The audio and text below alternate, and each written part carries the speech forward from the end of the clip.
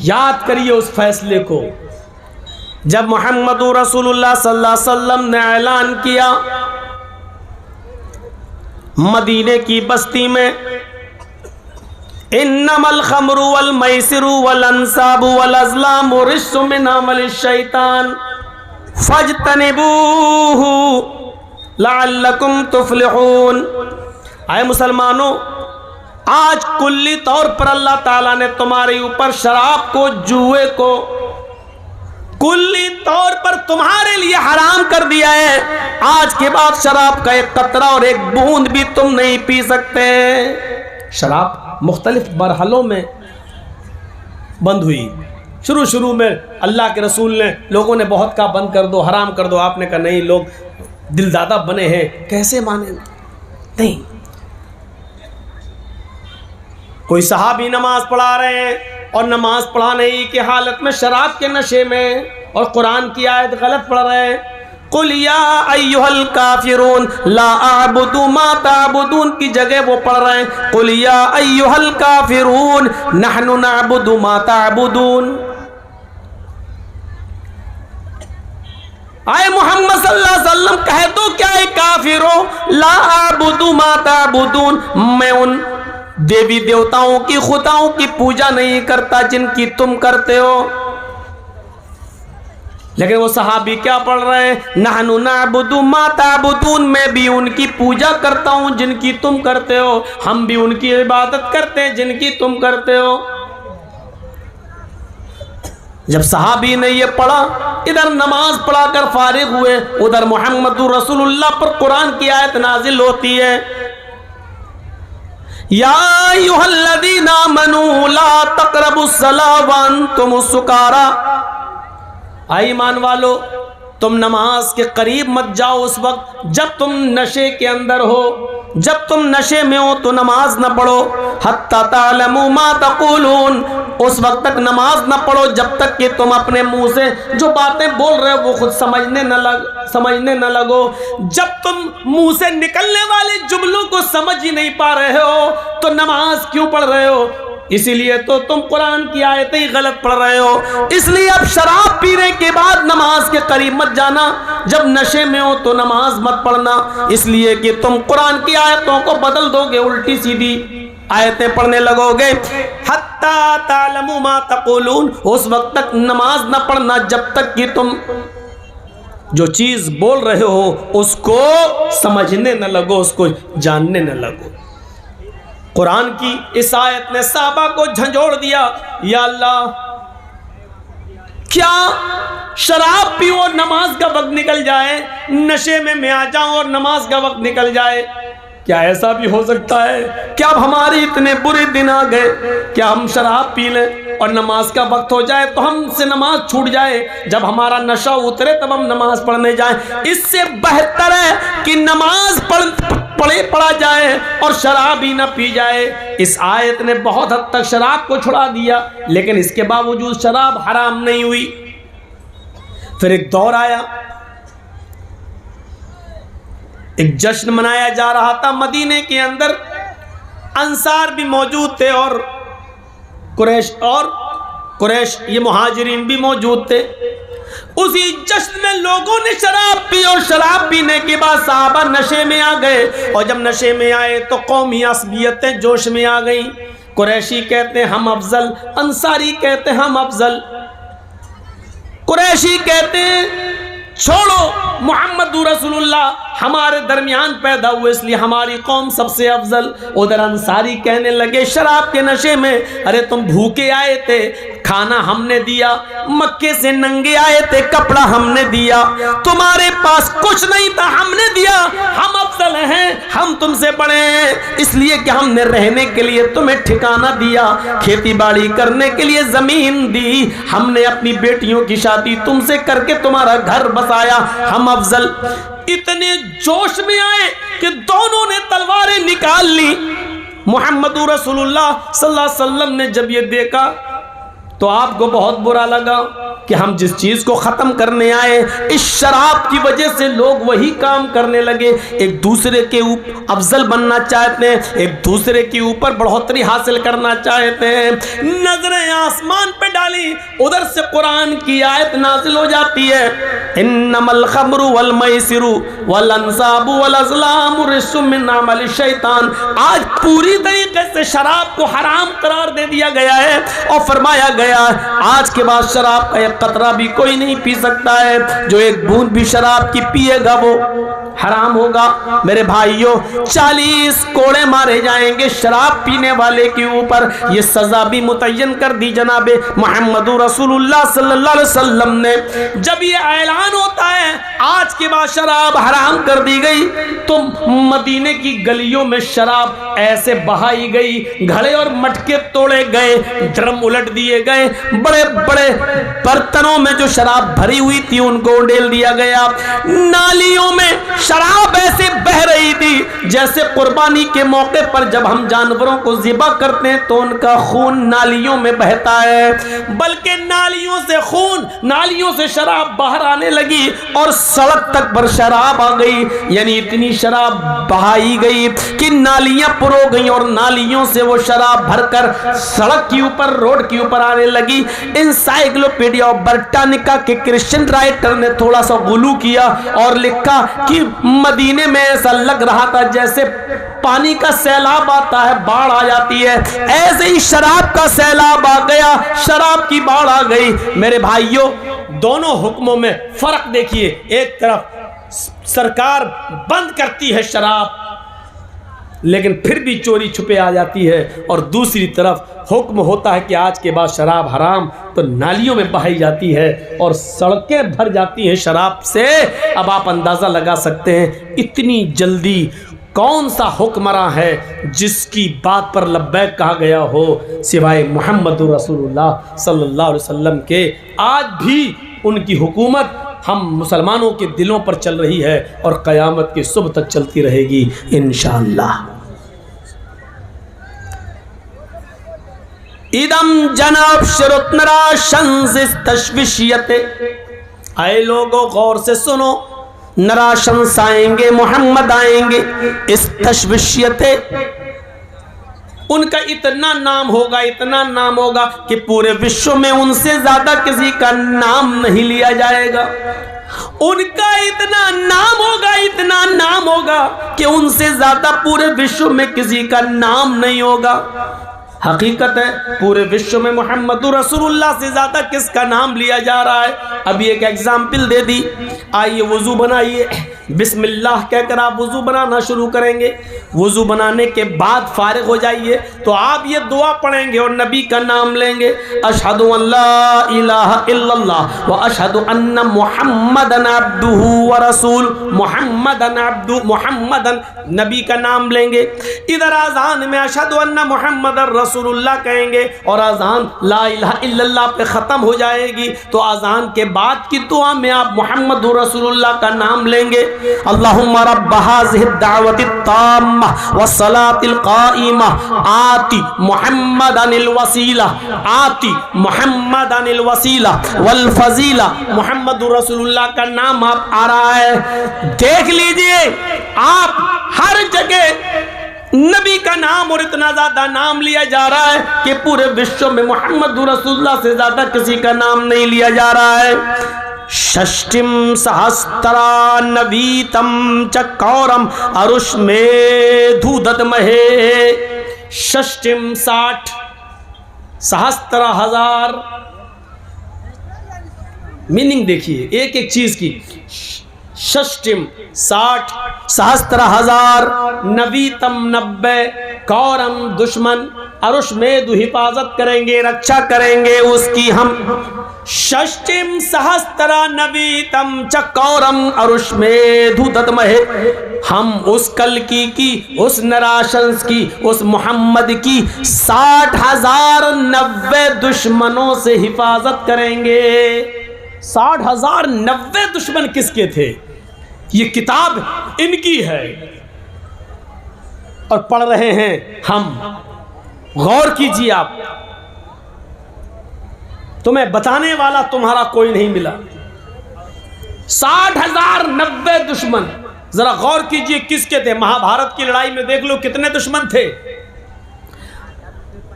जब रावण सीता का अपहरण करता है और श्रीलंका ले जाता है, उस वक्त जो युद्ध हुआ उसमें कितने लोग थे। एक एक चीज पर गौर कर लीजिए और आइए हम दिखाते हैं 60,090 दुश्मन। जंगे खंदक में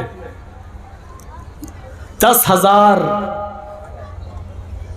काफिरों का लश्कर जो मोहम्मद रसूलुल्लाह को मारना चाहता था। और गिनते रहिएगा 10,000 जंगे खंदक में, जंगे खैबर में 10,000 जो नबी अकरम को नुकसान पहुंचाना चाहते थे दुश्मन। कितने हुए? 10 खंदक में और 10 खैबर में 20। 40,000 रूमियों का लश्कर जो मदीना में घुसकर मदीना की ईंट से ईंट बजाना चाहता था। और मोहम्मद रसूलुल्लाह 3,000 का लश्कर लेकर जब निकले तो आपने उनके दांत खट्टे कर दिए। ये 3,000 का लश्कर 40,000 रूमियों को भागने पर मजबूर कर देता है। 40,000 और उधर 20,000, कितने हुए? 60,000। ग़ज़वा तबूक में अल्लाह के रसूल सल्लल्लाहु अलैहि वसल्लम ने जिन लोगों को निकलने के लिए हुक्म दिया था उनकी तादाद थी 80। वो यहूदी थे जो इस शर्त पर रह रहे थे मदीना में कि अगर हम पर हमला होगा तो मोहम्मद रसूलुल्लाह मदद करेंगे और मोहम्मद रसूलुल्लाह पर हमला होगा तो हम यहूदी मदद करेंगे। उनकी तादाद कितनी थी? 80। और 13 वो मुनाफिक थे, 13 वो मुसलमान थे जो जंग में किसी न किसी बहाने के लिए, बहाने के तहत नहीं जा पाए ग़ज़वे तबूक में। तो 80 और 13 कितने हुए? 93। 80 और 13 93, 93। लेकिन इन 93 लोगों में 80 तो यहूदी थे, इनसे तो कोई मतलब ही नहीं। 13 मुसलमान थे, लेकिन इनमें 10 लोग का झूठ पकड़ा गया जिनको माफ नहीं किया गया। 10 और 3 वो थे जिनकी तौबा अल्लाह रब्बुल आलमीन ने कबूल कर ली। उनमें काब इब्न मालिक रज़ी अल्लाह ताला अन्हु जैसी शख्सियतें शामिल हैं जो ग़ज़वा तबूक में शामिल नहीं हो सके, लेकिन अल्लाह के रसूल को सच सच बता दिया कि ये वजह थी। अल्लाह के नबी ने इनका बाइकाट किया। फिर उनसे कहा बीवी को छोड़ो, उन्होंने बीवी को भी घर भेज दिया। 50 दिन तक परेशान रहे।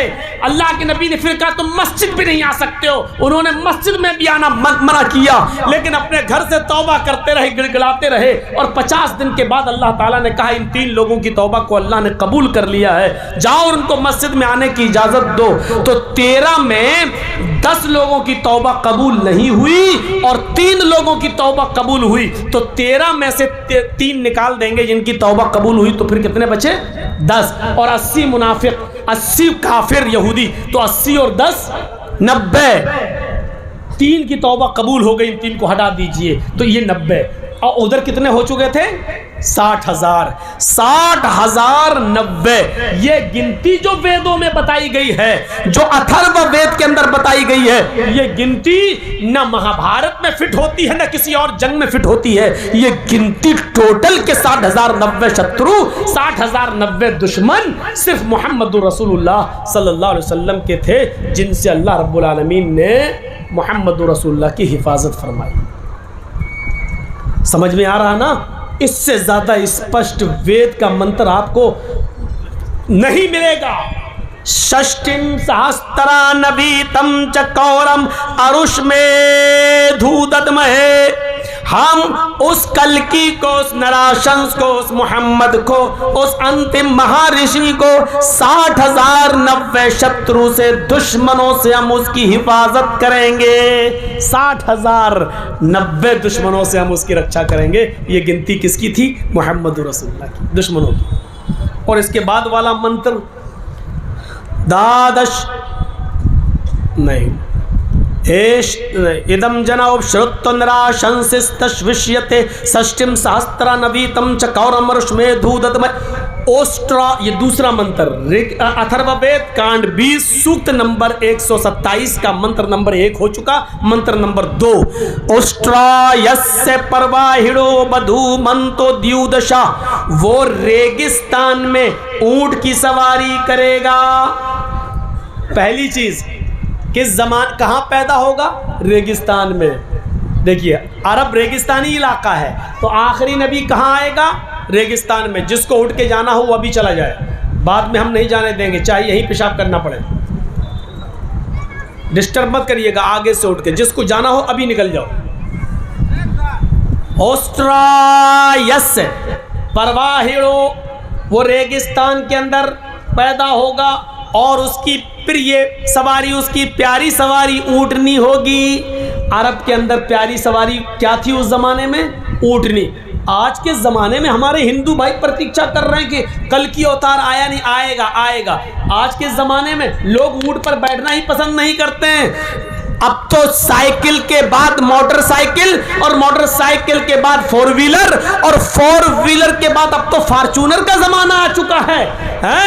अब तो स्टैंडर्ड गाड़ियां चल रही हैं। अब वो पीछे क्या ऊंट वाला जमाना अब लौट कर आएगा? नहीं, रेगिस्तानी इलाके में आएगा, मरुस्थल में, रेगिस्तानी इलाके में, यहाँ अरब जजीरतुल अरब में पैदा होगा और उसकी प्यारी सवारी ऊँटनी होगी।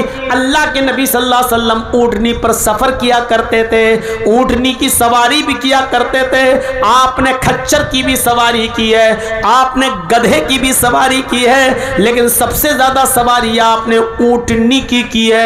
यहां तक कि जब आपने आखिरी खुतबा दिया, खुतबा हज्जतुल विदा, तो उस मौके पर भी आपके पास एक ऊँटनी थी जिसका नाम कस्वा था। उस कस्वा ऊँटनी पर लगाम कसी गई और उसके ऊपर आपने बैठकर 1,00,000 कमोबेश 44 लाख, 1,00,000 कमोबेश 1,44,000 साहबा के सामने खिताब किया है। आपने खुतबा दिया है, आपने 15-20 मिनट का खुद खिताब किया है हज्जतुल विदा के मौके पर। मेरे भाइयों गौर कीजिए, उस वक्त भी आप ऊँटनी के ऊपर सवार थे और उसी पर बैठकर आपने खुतबा दिया है, उसी पर बैठकर 1,44,000 साहबा को आपने खिताब फरमाया है। तो ऊँटनी आपकी प्यारी सवारी थी। ओस्ट्रायस से परवाहिड़ो, वो रेगिस्तानी इलाके में ऊँटनी की सवारी करेगा। आपकी प्यारी सवारी ऊँटनी थी। बधू मंतो द्युदशा, बधू बहू, यहाँ बीवी पत्नी के माना में, उसकी पत्नियों की तादाद संख्या होगी, उसकी कई पत्नियां होंगी, उनकी संख्या होगी द्युदशा। बधूमंतो द्युदशा, द्यु मानी 2 और दशा मानी 10, द्युदशा 2 10, 2 + 10 द्युदशा। उसकी पत्नियों की गिनती होगी, संख्या होगी 2 और 10, कितनी हो गई? 12। मोहम्मदुर रसूलुल्लाह ने 11 औरतों से निकाह किया था। आपकी जिंदगी में आपकी बीवियों की तादाद 11 थी, लेकिन मुक़ौक़िस के बादशाह ने 2 लड़कियां, 2 लौंडियां तोहफे में भेजी थी मोहम्मद रसूलुल्लाह को कि आप इनको ले लीजिए।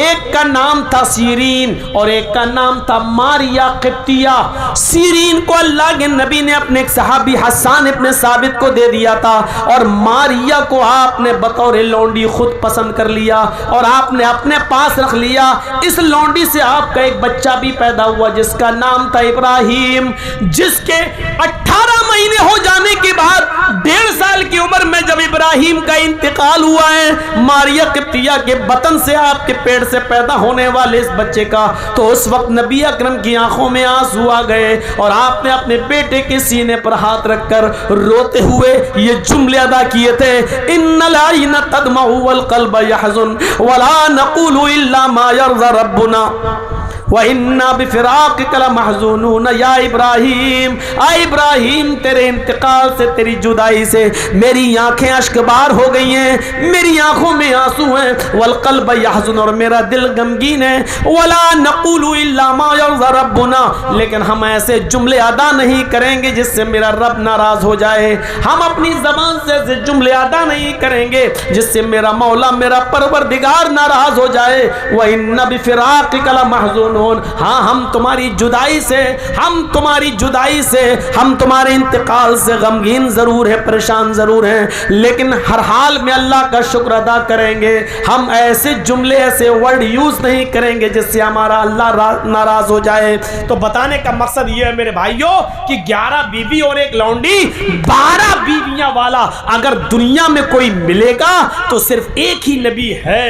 इब्राहिम अलैहिस्सलाम की 2 बीवी हाजरा और सारा का जिक्र मिलता है, दाऊद अलैहिस्सलाम की 1000 बीवियों का जिक्र मिलता है, सुलेमान अलैहिस्सलाम की 99 बीवियों का जिक्र मिलता है, रामचंद्र जी की एक ही पत्नी सीता का जिक्र मिलता है, राम के पिता राजा दशरथ की 3 पत्नियों का जिक्र मिलता है, ईसा अलैहिस्सलाम की एक भी बीवी का जिक्र नहीं मिलता है। अलगर्ज कहने का मकसद ये, किसी के पास 3 हैं, किसी के पास 2 हैं, किसी के पास 1000 हैं, किसी के पास सिर्फ 99 रही हैं, किसी के पास सिर्फ एक ही है और किसी के पास एक भी नहीं है। लेकिन आखिरी नबी के पास कितनी पत्नियां होंगी, ये गिनती और ये संख्या बता रहा है अथर्ववेद कि वो 12 बीवी जिसके पास होंगी वो अंतिम ऋषि होगा। 12 पत्नियों की देख रेख जो करेगा और जिसकी जेरे निगरानी 12 पत्नियां होंगी, जिसका निरीक्षण जो कर रहा होगा वो आखिरी नबी होगा।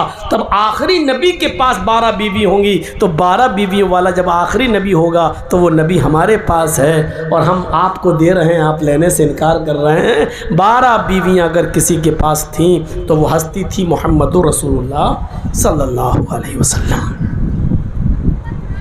एश एशाए मामहे शतन निष्कान दशस्तरजा। तीसरा मंत्र देखिए, अथर्ववेद के कांड 20 सूक्त 127 का मंत्र नंबर 3। एश एशाए मामहे, ईश्वर देगा मामह मोहम्मद को, ईश्वर देगा मामह ऋषि को यानी मोहम्मद को, शतन निष्कान, शत मानी 100, निष्कान मानी सिक्के, 100 सोने के सिक्के ईश्वर अल्लाह देगा मामा को, मोहम्मद को 100 सोने के सिक्के, शतन निष्कान दशस्तरजा, 10 हार, शतन निष्कान 100 सोने के सिक्के, दशस्तरजा 10 हार, त्रीणी शतान्य वर्तान, त्रीणी 3 शत 100, त्रीणी शतान्य, त्रीणी शत 300 वरदान घोड़े, 300 घोड़े, दशस्तरज और सहस्त्रा 10 गौनामा, सहस्त्रा मानी 1000, 10 मानी 10, सहस्त्रा 10,000 गौ गाय। अब तर्जमा सुनिए पूरे मंत्र का। ईश्वर मामा ऋषि को मोहम्मद को 100 सोने के सिक्के देगा, 10 हार देगा, 300 घोड़े देगा और 10,000 गायें देगा। मोहम्मद रसूलुल्लाह के पास तो 100 सोने के सिक्के नहीं थे, 10 हार भी नहीं थे, 300 घोड़े भी नहीं थे, 10,000 गायें भी नहीं थी, कोई एक चीज नहीं थी। लेकिन यहां पर्यायवाची शब्द यूज हुआ है, मुराद 100 सोने के सिक्के देगा। सोना इतना कीमती होता है कि लोग उसको हिफाजत से रखते हैं। हमारी बीवी सोना हिफाजत से रखती है, आपकी बीवी सोना हिफाजत से रखती है, लेकिन आपका बच्चा नीट पास नहीं कर सका, लेकिन प्राइवेट मेडिकल में उसका एडमिशन होना है, लेकिन वहां 50 लाख रुपए लग रहे हैं, ऐसे मौके पर आपकी माँ, आपकी बीवी 50 लाख रुपए का सोना बेच देगी और अपने बच्चे की पढ़ाई के लिए वो पैसा वहां लगा देगी। यानी सोने से भी ज्यादा कीमती चीज इल्म है। इल्म के लिए सोना बेचा जा सकता है। अल्लाह मोहम्मद को 100 सोने के सिक्के देगा, यानी ऐसे 100 सहाबा देगा जो बड़े कीमती होंगे, इल्म हासिल करने वाले होंगे, यानी असहाबे सुफ़ा, जिनको अल्लाह के नबी मस्जिद नबी के बाहर चबूतरे पर पढ़ाया करते थे। और इन 100 सहाबा में से 70 सहाबा को, 70 कुर्रा को तबलीग के लिए आपने भेजा था किसी काफिर की बस्ती में, उन लोगों की दावत पर। लेकिन उन लोगों ने धोखा देकर बुलाया और पहाड़ी के दामन में छिपे थे। जब ये 70 सहाबा उस पहाड़ी के पास से गुजर रहे थे, इन 70 सहाबा को शहीद कर दिया गया, इनको कत्ल कर दिया गया। इन 70 सहाबा जिनको बड़ी मेहनत से पढ़ाया था, जिनको कुरान का इल्म अल्लाह के नबी ने दिया था और सिखाया था, जब आपको पता चलता है कि 70 सहाबा शहीद कर दिए गए, तो अल्लाह के रसूल को इसका सदमा इतना ज्यादा हुआ कि अल्लाह के नबी सल्लल्लाहु अलैहि वसल्लम ने मुस्तकिल 1 महीने तक आपने नमाजों के अंदर कुनूते नाज़िला पढ़ी। फजर में भी, ज़ोहर में भी, असर में भी, मगरिब में भी, इशा में भी, रुकू के बाद हाथ उठाकर कुनूते नाज़िला पढ़ी। और इन 70 सहाबा को शहीद करने वाले काफिरों के लिए उसमें बद्दुआया जुमले अदा किए। शद्दिद शमलहुम दम्मिर दियारहुम फर्रिक जमाअहुम जैसे जुमले इस कुनूते नाज़िला में इस्तेमाल किए गए कि अल्लाह इनके दिलों में कदूरत पैदा कर दे, इनके दिलों को तोड़ दे, अल्लाह इनको बर्बाद कर दे, अल्लाह इनको तहस नहस कर दे, अल्लाह इनकी जमातों में तफरीक और इफ्तिराक पैदा करके इनको मिटा दे, जिन्होंने हमारे 70 सहाबा को मिटाया। 1 नहीं, 2 नमाजों में नहीं, 5 नमाजों में नहीं, 1 दिन नहीं, 2 दिन नहीं, बल्कि पूरा 1 महीने तक अल्लाह के रसूल ने इन 70 सहाबा को बद्दुआ, मारने वाले और शहीद करने वालों को अल्लाह के रसूल ने बद्दुआ दी है। और नमाजों के बाद कुनूते नाज़िला में बद्दुआ दी है और उनकी बर्बादी की दुआ की है अल्लाह के नबी सल्लल्लाहु अलैहि वसल्लम ने। इससे पता चलता है कि एक इल्म वाले इंसान को मारना, उसको कत्ल करना कितना बड़ा जुर्म है कि अल्लाह के रसूल ने कभी किसी के लिए बद्दुआ ना की हो, लेकिन आलिम को कत्ल किया। उन 70 सहाबा जो कुर्रा थे, जिनका लक़ब कुर्रा था, जिनको कारी कहा जाता था, जब उनको कत्ल किया गया तो अल्लाह के रसूल ने 1 महीने तक उनके लिए बद्दुआ की। इन मदरसों के पढ़ने वाले बच्चों की कद्र करो, पढ़ाने वाले मदरसे में असातिज़ा की कद्र करो।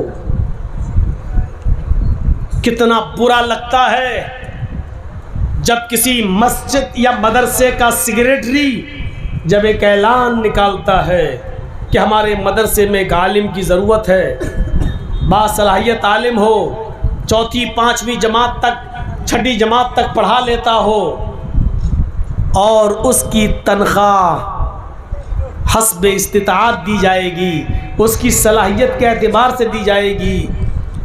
5,000 से लेकर 12,000 रुपये तक उसकी तनख्वाह होगी। ज़रा तसव्वुर कीजिए, एक आलिम की हस्बे लियाकत, हस्बे इस्तिताअत, हस्बे काबिलियत तनख्वाह का मयार ये है कि वो 12,000 से ज़्यादा नहीं पा सकता है, 5,000 भी पा सकता है, 6,000 भी पा सकता है, लेकिन 12,000 से ऊपर नहीं। यानी जो बहुत काबिल हो उसकी तनख्वाह 12,000 पे आके टिक जाती है। मेरे भाइयों, अगर ये आलिम मस्जिद के मिंबर पे खड़े होकर अगर ये दुआ दे दे और कहे कि अल्लाह जितनी तनख्वाह मेरी है उतनी तनख्वाह इस मस्जिद के मुतवल्ली, उतनी इनकम इस मस्जिद के मुतवल्ली की कर दे, तो आपके मुंह से आमीन नहीं निकलेगी। अगर वो ये दुआ करने लगे कि मस्जिद के मिंबर पर की जितनी तनख्वाह मेरी एक महीने की अल्लाह उतनी इनकम इस गांव के प्रधान की कर दे, तो आमीन नहीं निकलेगी आपके मुंह से, क्योंकि आप जानते हैं कि 5,000 में 6,000 में कुछ नहीं होगा, 12,000 में कुछ नहीं होगा। इससे ज्यादा का तो पेट्रोल एक महीने में आप अपनी गाड़ी का फूंक डालते होंगे, फिर भी ये बेचारे मदरसों में पढ़ा रहे हैं। इनकी कद्र करो कि अल्लाह रब्बुल आलमीन इनके पैसों में कैसी बरकत दे रहा है। मेरे भाइयों, तसव्वुर करो, हम लोगों से जाकर पूछो, हालात करवट लिए। आज यहां शपथ ली जा रही थी और उधर यूपी के एक मदरसे पर, बहराइच के अंदर एक मदरसे पर बुलडोजर चलाया जा रहा था। हम उत्तर प्रदेश वालों से पूछो मेरे प्यारे साथियों, किन हालात से अब हमको गुजरना होगा। मेरे भाइयों, जरा तसव्वुर कीजिए, यहां शपथ ली जा रही है, वहां एक मदरसे पर बुलडोजर चल रहा है। ये आज की बात बता रहा हूं, आज की। कहां हैं आप छोड़ दीजिए, आप सपना देखना कि अब कोई धर्मनिरपेक्ष और सेकुलर पार्टी इख्तिदार में आएगी। छोड़ दीजिए अब इसका सपना देखना। वो एक जगह है, आपके लिए कोई बेहतर है ही नहीं, और इलेक्शन के मौके पर भी हम एक होना जानते नहीं। हमें उस वक्त भी यह दिखाई देता है कि हमारी आवाज कौन उठा रहा है। अपनी बका और सालमियत की फिक्र करो, ये तो छोड़ दो कि हमारी आवाज कौन उठा रहा है। इस वक्त ये देखो कि हमारा वजूद भी बाकी रहेगा या नहीं रहेगा। इस बारे में आप सोचने की फिक्र कीजिए। आप कहां पड़े हैं हम। छोड़ दीजिए ये सपना देखना कि अब कोई धर्मनिरपेक्ष सरकार आएगी। 2024 का बिगुल बजा दिया गया है कश्मीर फाइल की शक्ल में पेश करके। जहर भर दिया गया है रगों में। अब ये कौम महंगाई बर्दाश्त कर लेगी, सिलेंडर कितना ही महंगा हो जाए बर्दाश्त कर लेगी, पेट्रोल कितना भी महंगा हो जाए बर्दाश्त करेगी, दाल चावल तेल हल्दी और मिर्च और मसाला कितना भी महंगा हो जाए, अब ये सब बर्दाश्त कर लेगी। लेकिन अब हमें देखना बर्दाश्त नहीं करेगी, क्योंकि ये जहर भर दिया गया है और इसी जहर के भरने का काम किया गया है। सन 1982 के अंदर जो सबसे बड़ा हादसा हुआ था आसाम की सरजमीन पर, और जहां 10,000 मुसलमानों का कत्लेआम हुआ था, उसके ऊपर मूवी नहीं बन सकती है। कोई अग्निहोत्री पैदा नहीं होगा, विवेक अग्निहोत्री, कि सच्चाई दिखा सके। गुजरात के दंगों में कितने मुसलमान मारे गए, कोई विवेक अग्निहोत्री पैदा नहीं होगा जो इस पर फिल्म बना सके और बता सके कि इसका असली जिम्मेदार कौन है और मास्टरमाइंड कौन है। ये पैदा नहीं होगा, नहीं होगा, कोई पैदा नहीं होगा। और अगर ऐसी फिल्म बनाई भी गई तो सेंसर बोर्ड उसको पास नहीं करेगा। मेरे प्यारे साथियों, ये जहर भर दिया गया है उनकी रगों में, और ये फिल्म पुलिस वालों को फ्री में दिखाई जा रही है। देखो, ताकि वो मुसलमानों के खिलाफ अपना जहन बना लें। और हम अभी इसी में पड़े हैं कि हमारी आवाज़ कौन उठा रहा है, हमारे लिए सबसे अच्छा कौन है, हमारे लिए क्या है, और हम बटेंगे और हमारे बंटवारे का फ़ायदा हम खुद उसके ज़िम्मेदार हैं। हम खुद उसके ज़िम्मेदार हैं, चाहे बिहार हो या उत्तर प्रदेश हो, हम खुद उसके ज़िम्मेदार हैं। ये कड़वी सच्चाई तुम्हें सुनना पड़ेगी। तुम्हें क्या, तुम्हारे बाप को भी सुनना पड़ेगी। कहाँ चले गए आवाज़ उठाने वाले जो हमारी आवाज उठाते हैं? आए और धरने पर बैठे। इलेक्शन का जमाना आएगा, 3-4 महीने बैठ के हेलीकॉप्टर पे घूमेंगे, धुएंधार तकरीर करेंगे, जहर उगलेंगे और चले जाएंगे। आज बहराइच में मदरसा तोड़ा गया, आए और बैठे एहतिजाज पे, आए और बैठे धरना दें, तब हम जाने कि हाँ दिल और गुर्दा है तो आपके पास, लेकिन आप ऐसा नहीं करेंगे। हमें मालूम है कि आप ऐसा नहीं करेंगे, क्योंकि आपको मालूम है किसान तो गैर मुस्लिम थे, उनको नहीं छोड़ा गया और उनकी छातियों पर गाड़ी चला दी गई। इधर टोपी वाले अगर हंगामा करेंगे तो वही हाल होगा जो CAA में और NRC में जो एक तरफा गोलियों से भूना गया, एक तरफा गोलियों से भूना गया, चाहे वो फिरोजाबाद की सरजमीन हो या कोई और सरजमीन हो, मेरे भाइयों गोलियों से मारा गया, वही होगा। यहाँ एहतिजाज कोई नहीं करेगा, यहाँ धरने पर हम नहीं बैठेंगे, हम धरने पर नहीं बैठेंगे, लेकिन 5 महीने पहले 4 महीने पहले इलेक्शन से हम आएंगे, जहर उगलेंगे, वो उनकी बात करेगा, ये इनकी बात करेगा और चला जाएगा। बस यही सब होना है। और अब 2024 का सपना जहन से निकाल दीजिए आप कि अब कोई और सरकार आएगी, क्योंकि हमारी रगों में जो जहर घोल दिया गया है वो ऐसा सरायत कर गया है जैसे पानी के अंदर रंग घोल दिया जाता है।